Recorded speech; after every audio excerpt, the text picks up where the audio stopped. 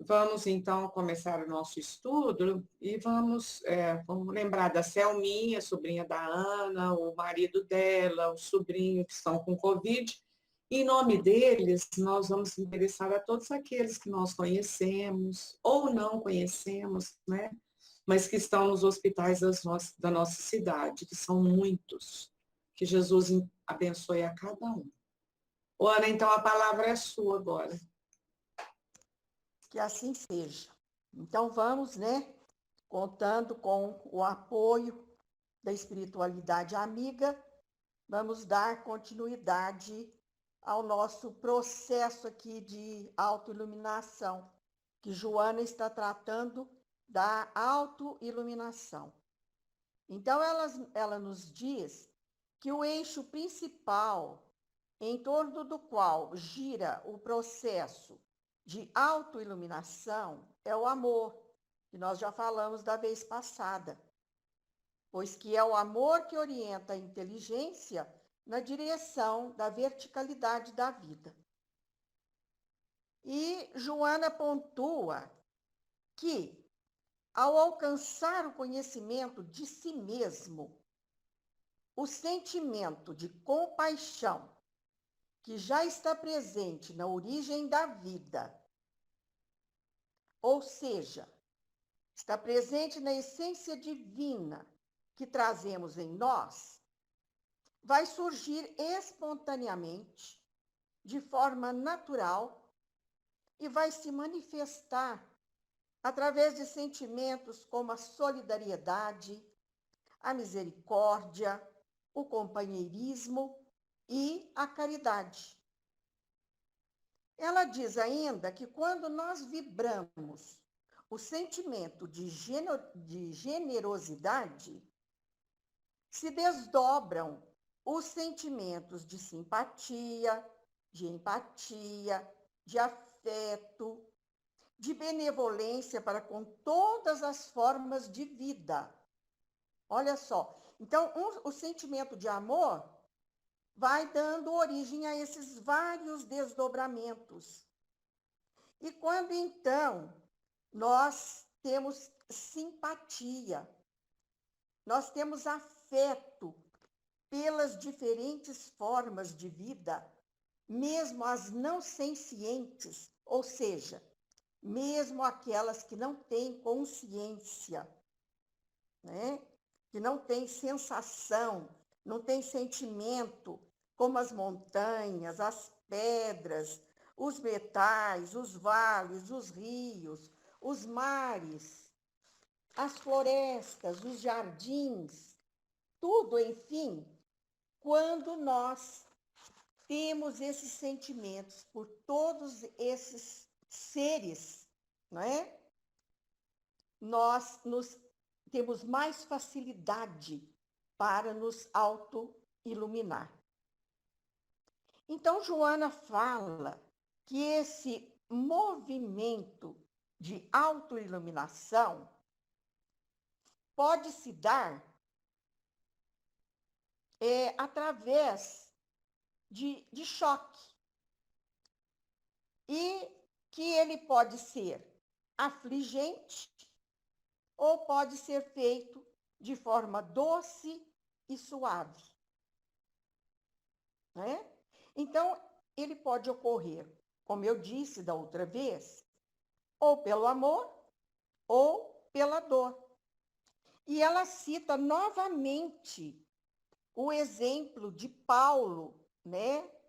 Quando no deserto da Síria, indo em direção a Damasco, ele faz o encontro com o seu Cristo interno.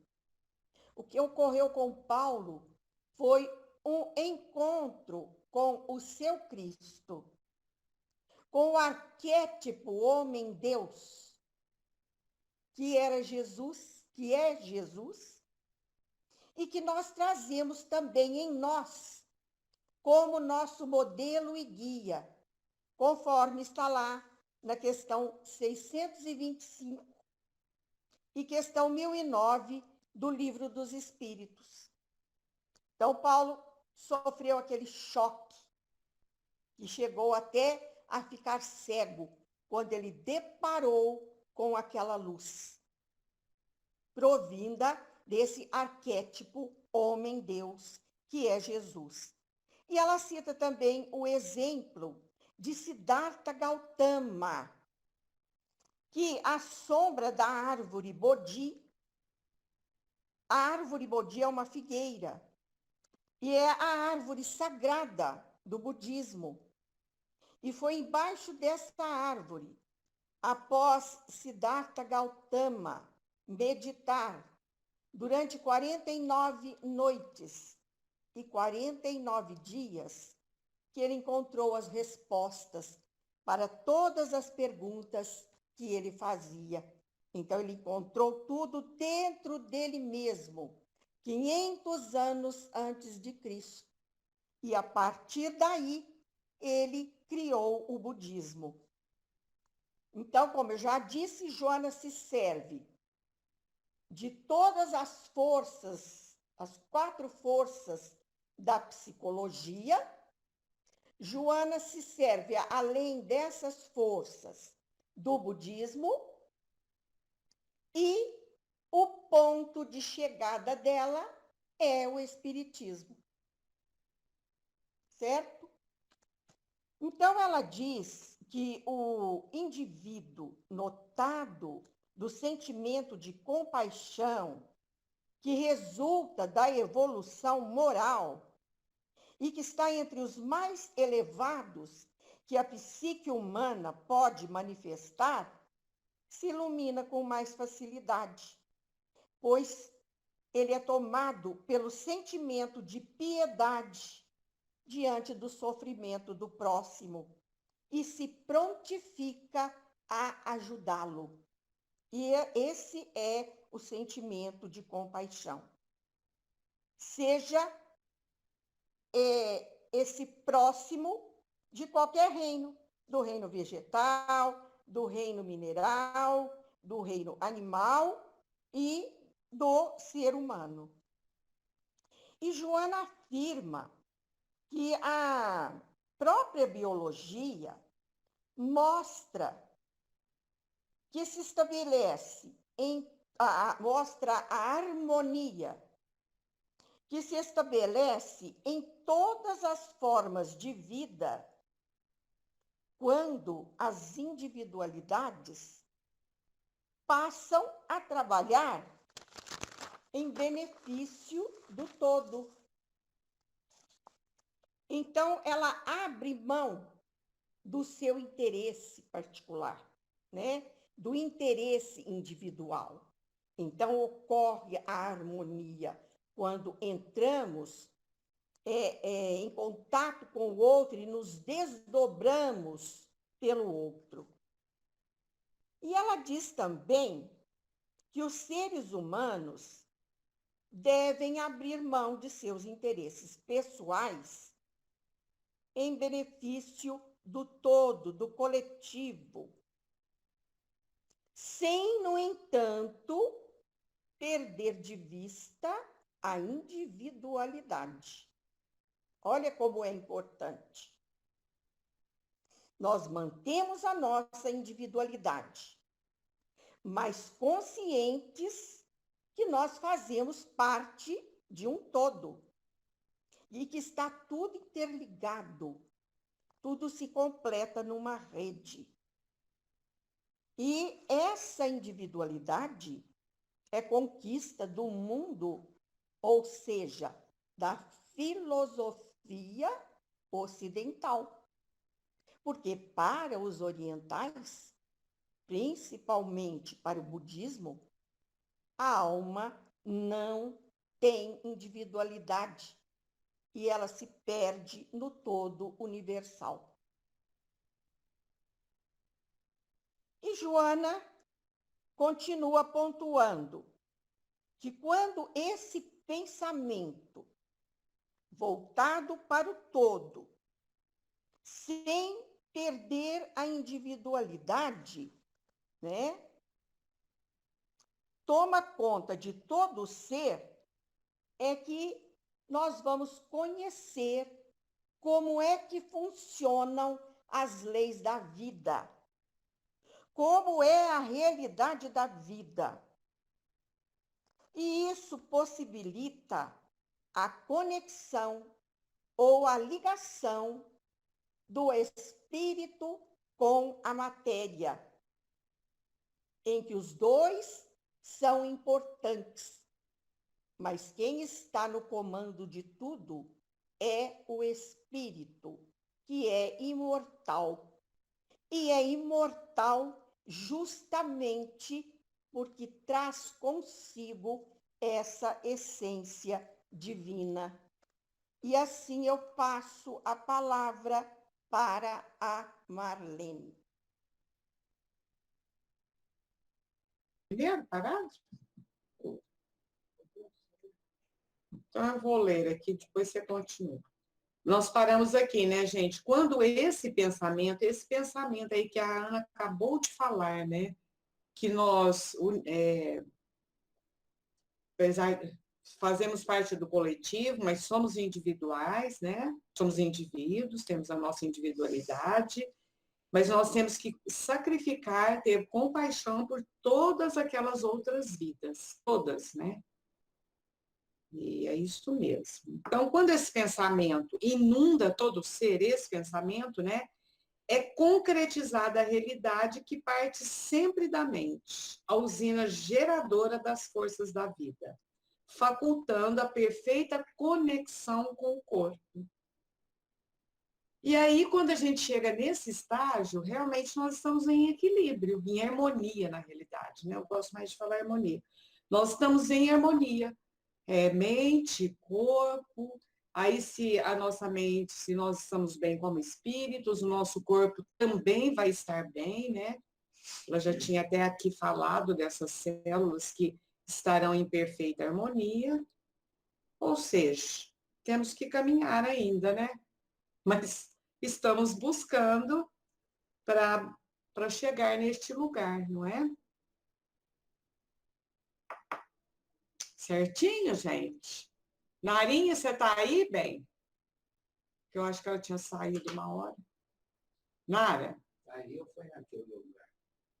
É porque eu vi que uma hora ela colocou a máscara. Às vezes ela foi em algum lugar ali. Oi, Deli, então você lê? Já cheguei, Marlene. É porque tocou a campainha aqui. Eu imaginei. Deixa aí dele ler, depois eu leio. Deixa aí dele ler, depois eu leio. Vamos lá, então. Na complexidade dos raciocínios e pensamentos, em média 50 mil por dia em cada pessoa comum, na grande maioria, deprimentes, recalcitrantes, angustiantes, desencadeadores de ansiedade e de mal-estar, é compreensível que se instalem distúrbios de conduta da emoção e orgânicos. Gente, é verdade, como é difícil cuidar desse pensamento, né? Olha só, em média, 50 mil por dia em cada pessoa. Quer dizer, não para de pensar, né? E sempre aquele macaquinho pulando, né? Pula, pensa uma coisa, pensa outra. E geralmente a gente se fixa em alguma coisa que não deu certo, alguma contrariedade, de passado longe ou passado assim pouco distante, de poucos minutos, de poucos dias. E eu fiquei contente de ler isso aqui, porque eu pensei que ia acontecer só comigo. Mas não é, de um modo geral. Então, a gente tem que estar sempre fazendo força para espantar, né? Esses pensamentos ruins. Então, quando a gente lê essas mensagens, né? Seja grato pelas pequenas coisas, pelos pequenos acontecimentos. Não se ligue ao que falta, mas sim ao que você já tem. Tenha compreensão, empatia com as outras pessoas. Compreenda que o caminhar dos outros que estão à sua volta não é igual ao seu. Deixar de ter tantas expectativas com relação aos outros, né? Eu acho que isso aí faz a gente sofrer bastante, porque você faz as coisas para o outro com uma expectativa de um retorno, mas o outro às vezes não está nesse tempo ainda, né? Não tem essa capacidade. Então a gente tem que aprender muito, porque senão esses pensamentos realmente eles ficam mais concentrados nesses pensamentos deprimentes, recalcitrantes, olha lá, desencadeadores de ansiedade e mal-estar. E aí vem o quê? Os distúrbios de conduta, de emoção, problemas orgânicos. Aí a gente vai reclamar, né? Que dói isso, dói aquilo outro, tem problema de saúde, problema de desequilíbrio de toda ordem. Eu acho que aos poucos a gente tem que ir aprendendo isso, cuidar dos nossos pensamentos. A mente comanda tudo mesmo. A gente tendo conhecimento disso, tem mais responsabilidade, né? É lógico que não é de uma hora para outra, mas a gente tem que fazer um esforço. Toda vez que vier um pensamento ruim, pensamento de coisa que não deu certo, a gente trocar por uma coisa boa, uma coisa alegre. Até é interessante, esse contato com a natureza às vezes favorece muito, né? Você ir olhar uma planta que está bonita, conversar com um animalzinho, dar uma volta pelo quarteirão, ver as árvores, ver a natureza. E realmente também lembrar de outras coisas tão piores que existem, né?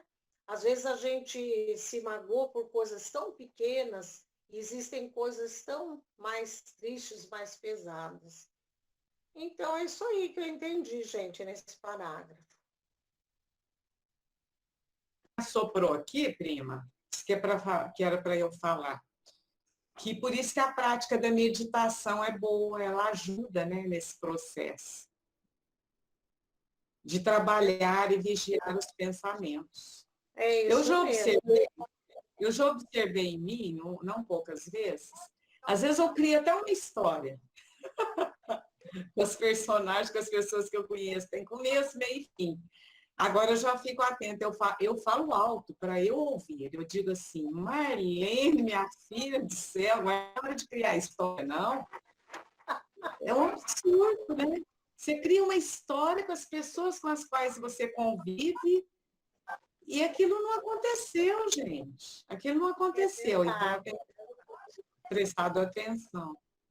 E chama também a isso os diálogos mentais, eles criam muitos problemas para a gente, né? Até falam assim, a gente não tem mais aquela coisa de pegar uma arma, apontar para o outro, né? Mas a gente tem essa coisa mental, de ficar brigando mentalmente, criando situações. Nós precisamos deixar de fazer isso, né? A meditação tem me ajudado muito.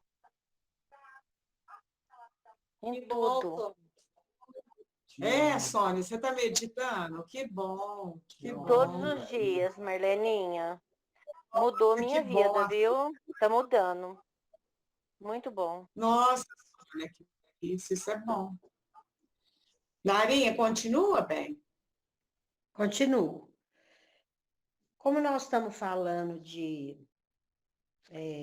processo de autoiluminação, então é isso que a Ideli falou, né? Hora que ela falou assim, a gente é a mente, e é o processo, né? E aí agora ela vai falar assim, ó, a educação pelo equilíbrio e saudável direcionamento dos mesmos, quer dizer, dos pensamentos, produz uma redução expressiva na variedade, contribuindo para a qualidade selecionada, que ensejará, no momento oportuno, a iluminação, a ausência de interrogações perturbadoras, de culpas portadoras de aflições, de conflitos construídos pela insegurança e pelo medo. Então, nesse processo de autoiluminação, já que essa é uma realidade, quer dizer, nós temos esse mundo de pensamento, a gente faz até historinha, como você diz, né? A educação pelo equilíbrio. Então, a gente começa a aprender a selecionar. Olha lá, ó, A educação pelo equilíbrio e saudável direcionamento dos mesmos. Vamos pensar em coisas boas, úteis, né? E isso vai produzir uma redução expressiva na variedade. Quer dizer, a gente não vai ficar pululando para lá, para cá os pensamentos. A gente vai ter mais capacidade de concentração, vai selecionando os pensamentos, adquirindo uma qualidade, né? Até que nós tenhamos um controle completo, eu acredito que assim, sobre essa capacidade mental. A gente vai tendo um domínio, né? Um equilíbrio.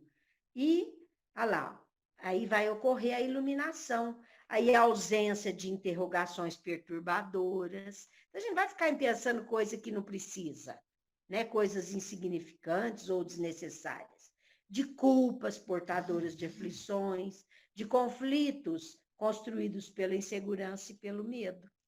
Então, nós vamos nos educando, disciplinando nossa mente e vamos nos equilibrando cada vez mais. Eu entendo que é isso. Mas eu queria fazer uma pergunta.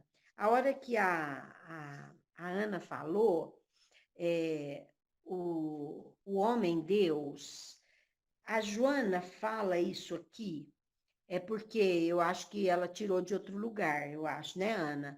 Então, isso aí não é, assim, ruim falar, o homem-deus, porque a gente custou tanto tirar da ideia que a igreja impôs que Jesus era Deus, porque você falou assim, o homem-deus, que Jesus é o homem-deus. Eu sei que você... Isso. Só que eu acho que esse termo, Está lá no fala Livro dos aqui, Espíritos, na questão 1009.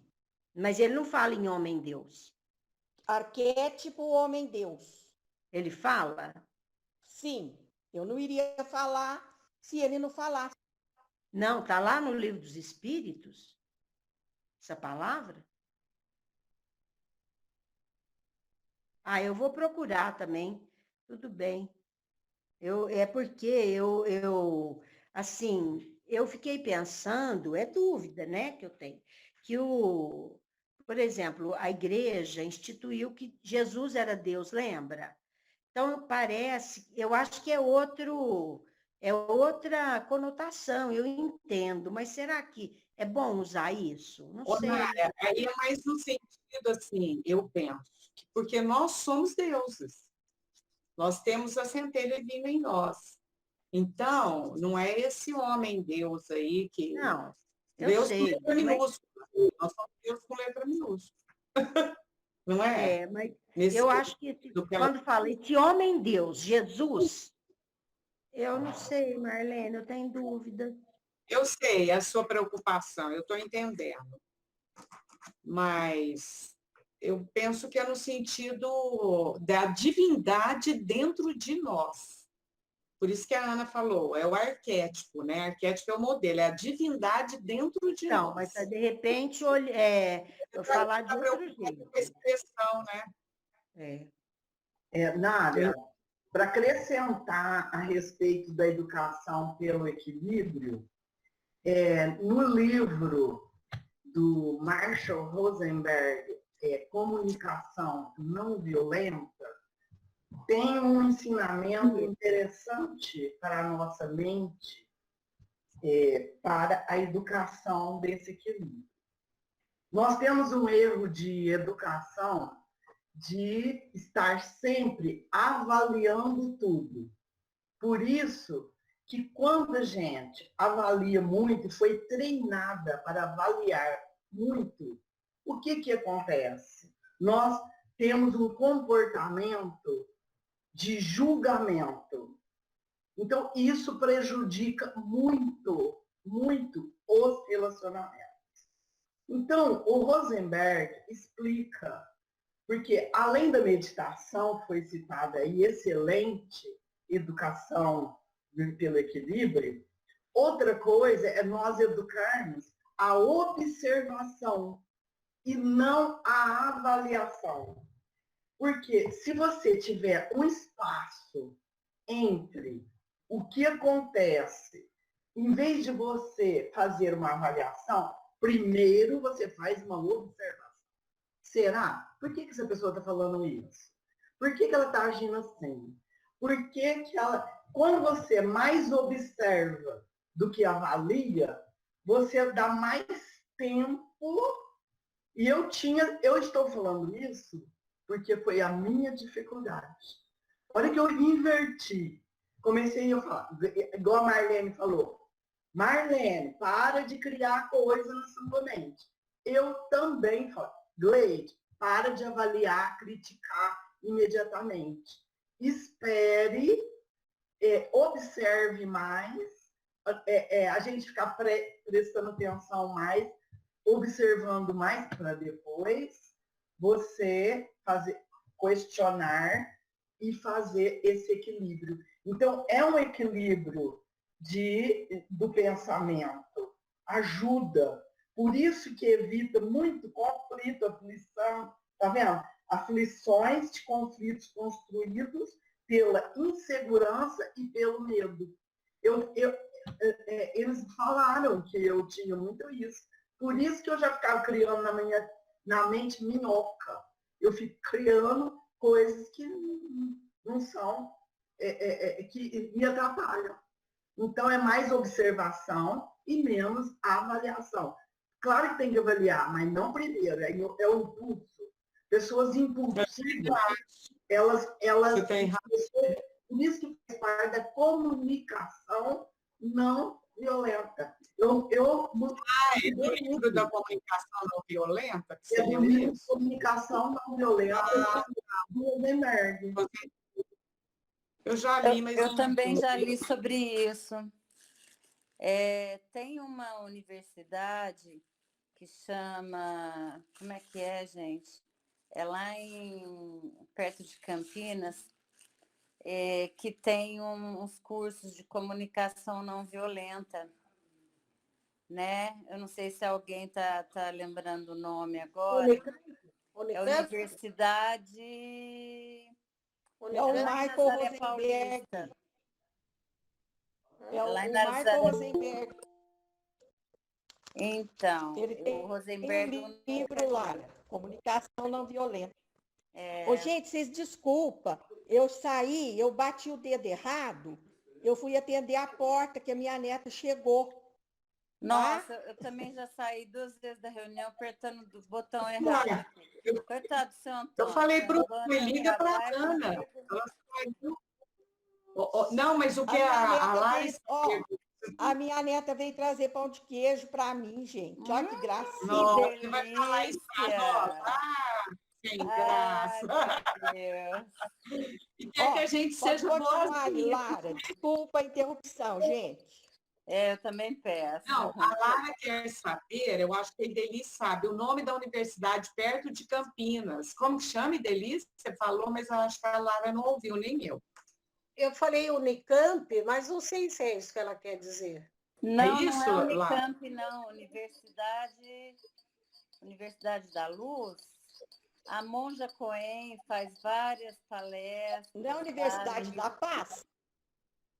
Pode até ser, dona Ana, eu não sei direitinho. Eu acho que é a Universidade da Paz. Pode ser, então. Nazaré Paulista, né? Não sei, não. Eu sei da Universidade. Pode ser outra, né? Para a próxima semana eu vou pesquisar.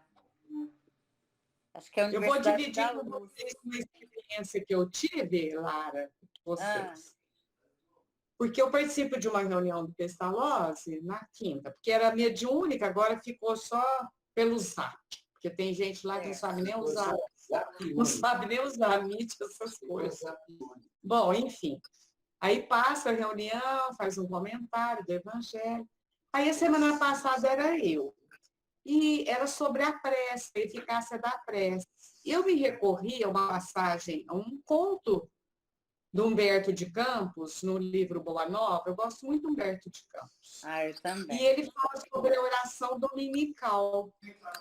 E entre outras coisas, ele começa a questionar, né? Eu estou com dificuldade, o senhor pode me ajudar A sogra do Pedro queria até que ele ajudasse nas coisas materiais, enfim, vou pular toda essa parte.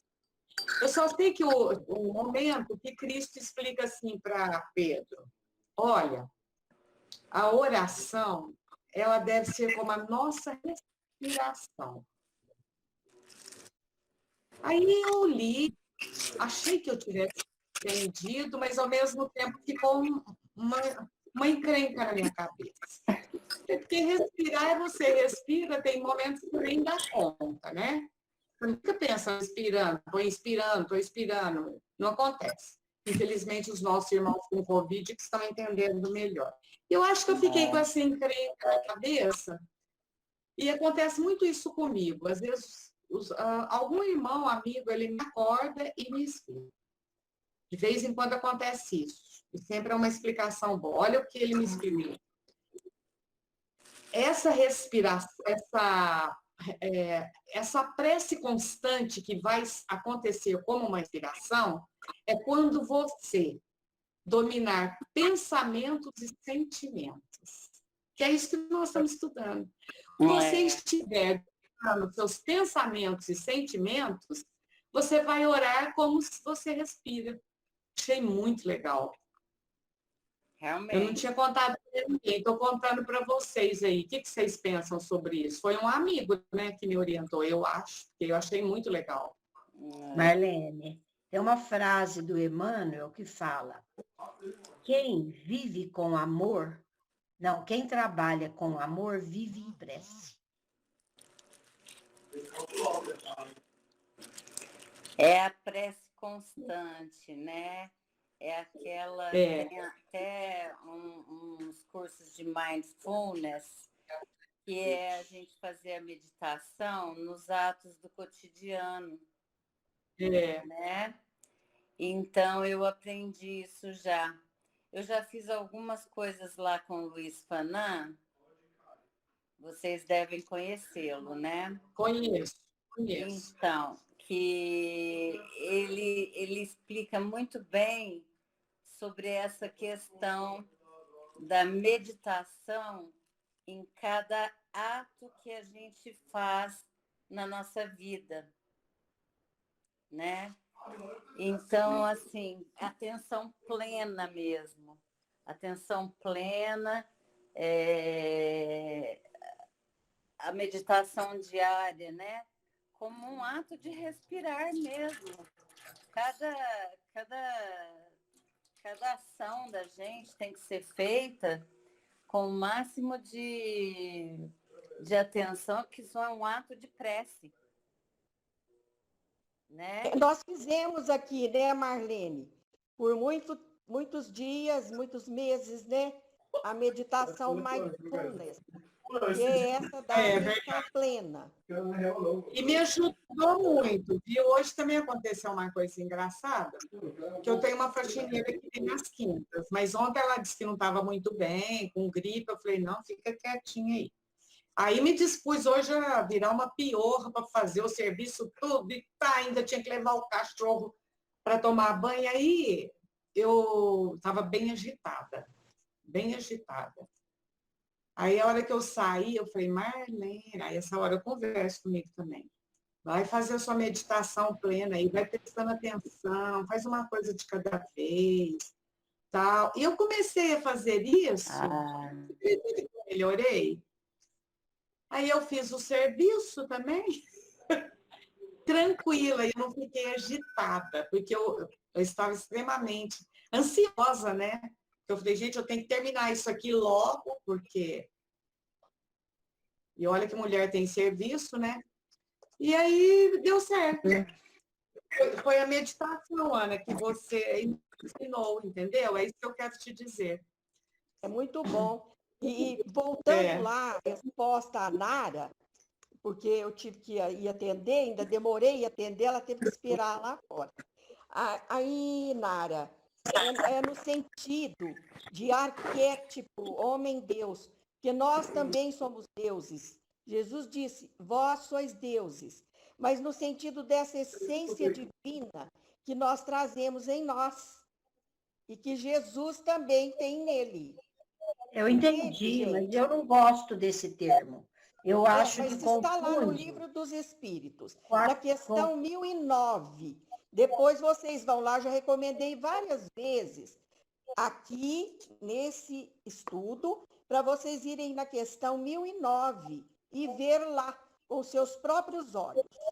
Tá bom, gente? Ô, Gleide, agora é você.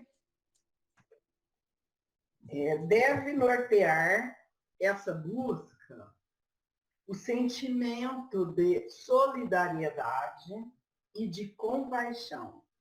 Jamais o interesse escuso da natureza egoísta, qual seja alcançar a paz interior a fim de ver-se livre de problemas e de sofrimentos, fugindo ao dever de compartilhar as dores gerais e de trabalhá-las de maneira que cedam lugar ao bem-estar de todos.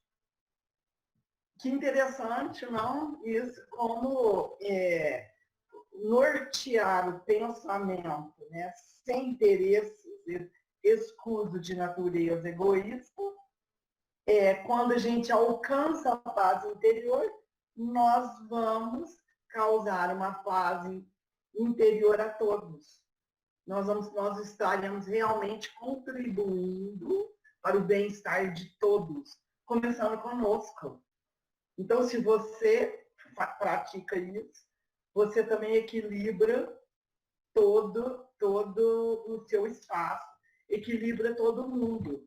Mas, infelizmente, a gente não alcança esse equilíbrio sem estudar, sem compartilhar, sem conviver. Foi estudando, esforçando, não é de graça, é isso que eu estou falando. Porque se eu não fosse estudar comunicação não violenta, se eu não fosse estudar todo Joana de Ângeles, o que acontece? É nesses estudos e nesse conhecimento que você começa a fazer uma percepção melhorada de você.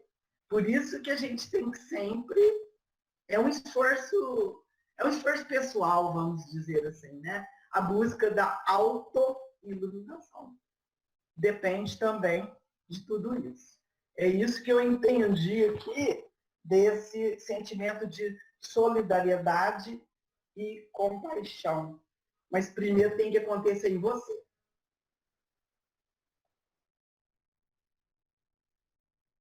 É isso aí, Gleide, é isso mesmo. A Sônia não tem o texto, a dona Honória não. Você tá com o texto aí, Tati? Sim, foi sim. Então, E antes, eu queria até fazer um convite para vocês que eu recebi e eu queria compartilhar e gostaria que vocês fizessem parte. Terça-feira agora eu vou participar lá do Idefran, da entrevista, e vai ser um cara muito legal. Ele é psiquiatra, ele cita muitas obras da Joana. E eu falei assim, eu acho que nada mais importante levar minhas amigas, né? Assim, eu queria compartilhar, porque eu já tenho algumas perguntas que eu estou fazendo, né? Elaborando, e aí eu queria incluir vocês. Eu falei, vamos ver se alguém tiver alguma dúvida, né? Assim, de alguma coisa. Aí eu falei, vou levá-las. Quem é o entrevistado? Vai ser o Alejandro Veras. Ele é um psiquiatra muito joia, gente, muito joia. Aí eu falei, eu vou fazer esse convite, eu não vou deixar minhas amigas de jeito nenhum. Aí se vocês quiserem, Que bom. se vocês tiverem alguma coisa. Depois, né, porque a gente tem o Coen, eu assisto atrasada. Mas eu quero assistir. Se eu tiver alguma... Né, Marlene? Foi ótimo. Foi eu ótimo. achei ótimo. Ó, desliguei a câmera para comer pão de queijo, ó. Eu ia falar que isso, delícia. Ainda bem que você desligou. Ainda bem passar vontade, né, gente? Olha, bem, fala tanto em solidariedade, tanto em amor, e fica fazendo essa inveja para ver. Você viu? Interior. Mas vocês estão convidadas, ó, a comer comigo. E ela Que fez o pão de delícia. queijo. Ana, ela que fez o pão de queijo? Não, ela passou na padaria, comprou, e ela vai fazer a gentileza de levar para mim, trouxe aqui, né? E vai levar para outra avó.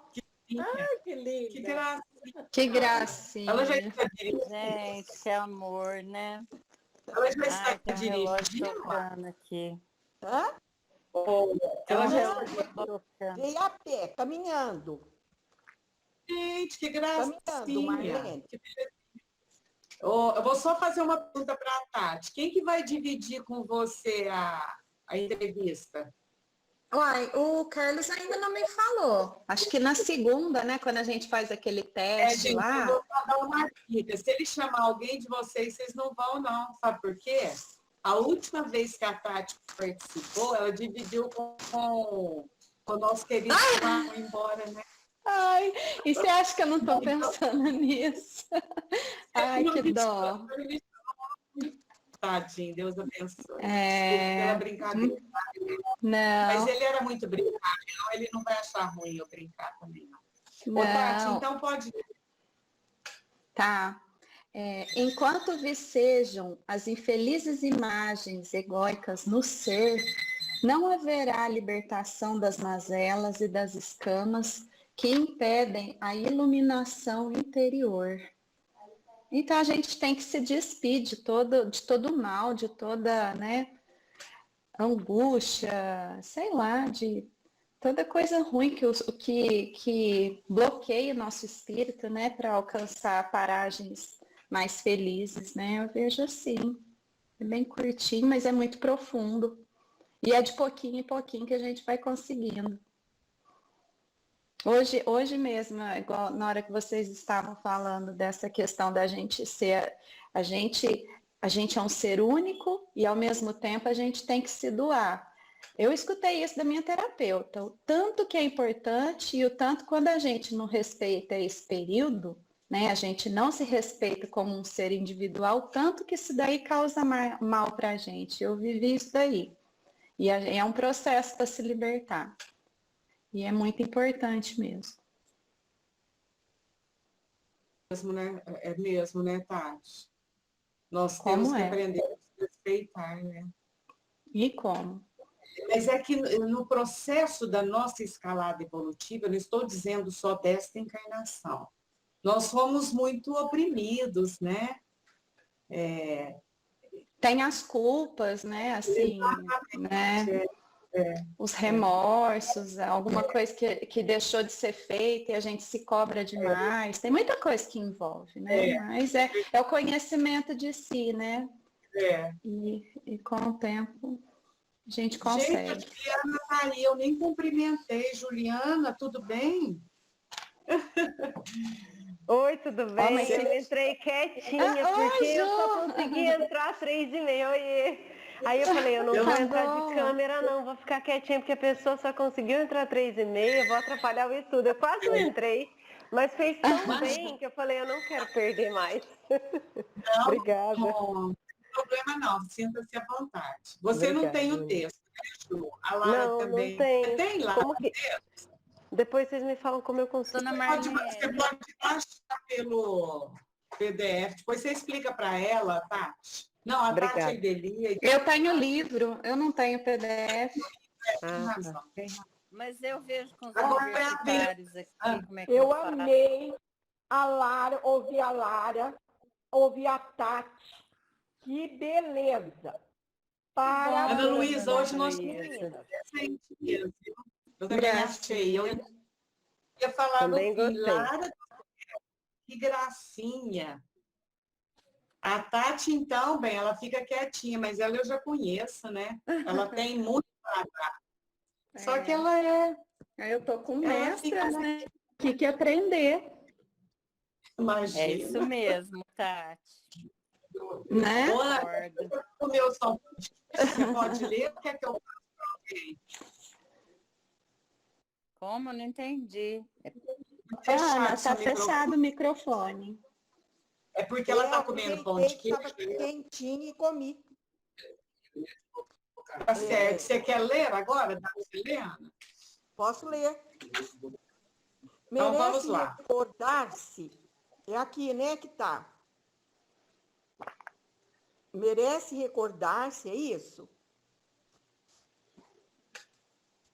É isso, gente? Oi? Ah, sim. Eu não estou enxergando, sabe por quê?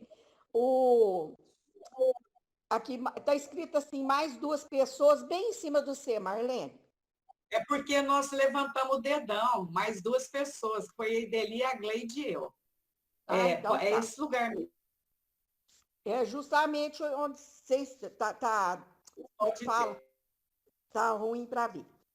Então, merece recordar-se que Saulo, após o encontro com Jesus, experimentou peculiar cegueira que somente desapareceu quando o venerando Ananias, aquele a quem ele ia aprisionar em Damasco para conduzi-lo a ferros a Jerusalém, foi visitá-lo na hospedaria por solicitação do mestre Nazareno, e impondo-lhe as mãos nos olhos apagados, devolveu-lhe a visão, retirando as escamas que os cobriam.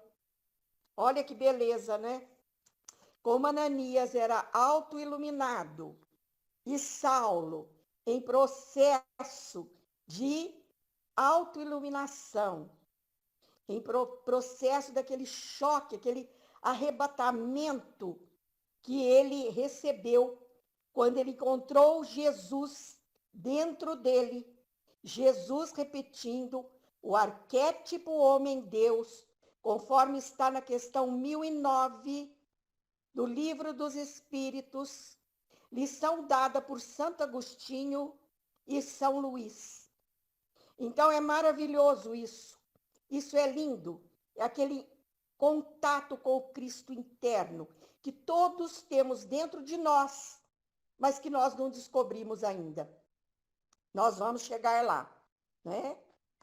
Então tirou-lhe as escamas dos olhos, as escamas do orgulho, as escamas da ignorância, né? Em que, retiradas estas escamas, Saulo, de perseguidor que era, transformou-se no grande divulgador do cristianismo para todos os povos da época, inclusive os gentios, ou seja, aqueles povos pagãos, aqueles povos politeístas. E ele foi ali para a região da Ásia Menor, e ali ele fundou as igrejas, ali onde ele foi, em todas as cidades que ele percorreu, fundaram uma igreja, dando início ao cristianismo primitivo, maravilhoso, que esse livro, Esquina de Pedra, conta com primor, um romance maravilhoso, que eu sugiro que todos leiam, porque aqui está a história do início do cristianismo, dessas igrejas, que com o passar do tempo foi sendo, aliás, deturpado, porque surgiram várias seitas a partir daí, né? Então surgem os arianistas, ou o arianismo de Ariano, que dizia que era contra a Trindade, que aí começaram a surgir os dogmas, né?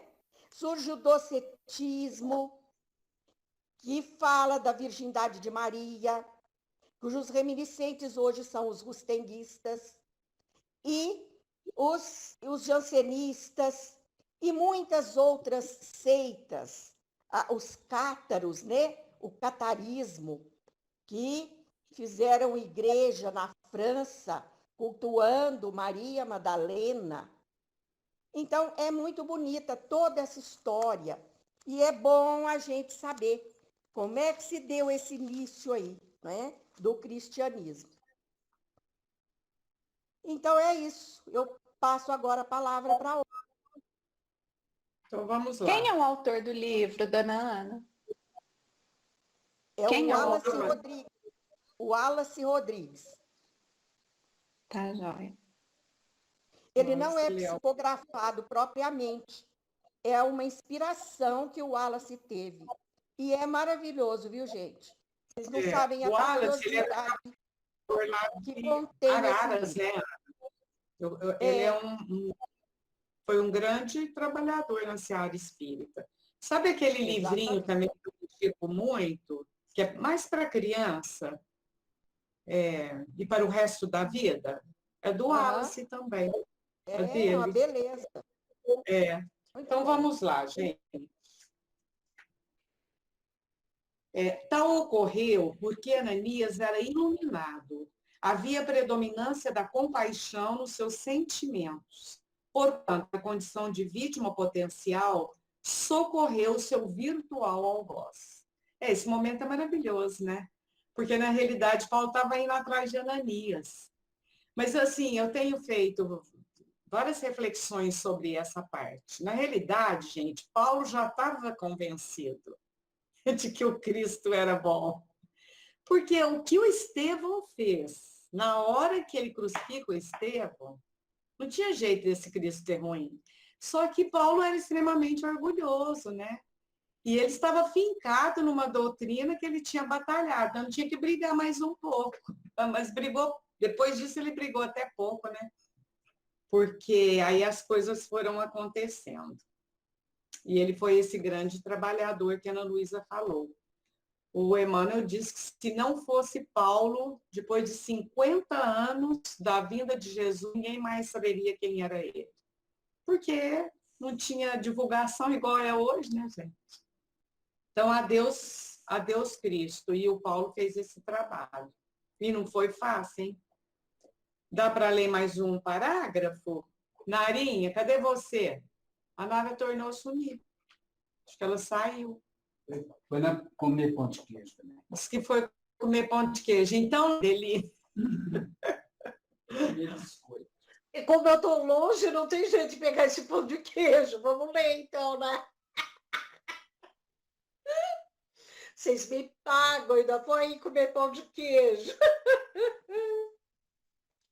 Significando a libertação das máculas adquiridas durante a longa viagem antropológica por meio dos fenômenos das sucessivas reencarnações e das fixações dos instintos no processo de aquisição da inteligência, nessa fase que intermedia o logro da intuição, iluminar-se é alcançar por antecipado esse estado de paz, no qual se transita mais com o psiquismo do que com o organismo fisiológico.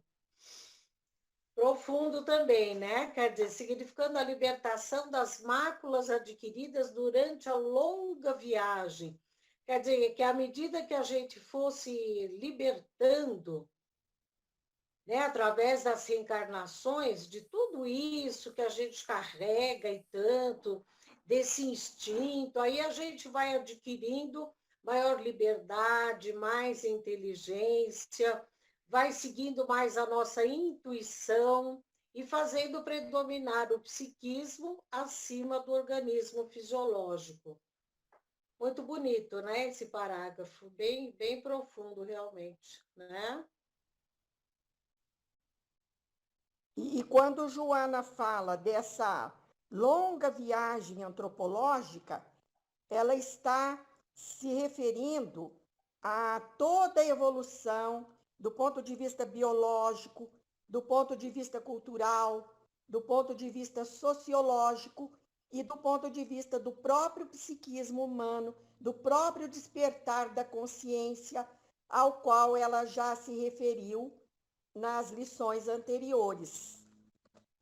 Então, essa viagem antropológica, né, ela se sucede através das várias reencarnações. De reencarnação em reencarnação, o ser humano foi se aperfeiçoando. Tanto o seu perfil, né, biológico, desde lá dos primatas, passando pelos hominídeos, até chegar no Homo sapiens sapiens, que nós somos hoje. Passando por toda aquela escala evolutiva. E, a par disso tudo, foi desenvolvendo o nosso cérebro, né? É o cérebro triuno. O primeiro a ser desenvolvido foi o reptiliano. Após o reptiliano, já vem o mamífero nos animais e no homem, e o neocórtex, já no homem de perfil aperfeiçoado, onde estão o passado, o presente e o futuro.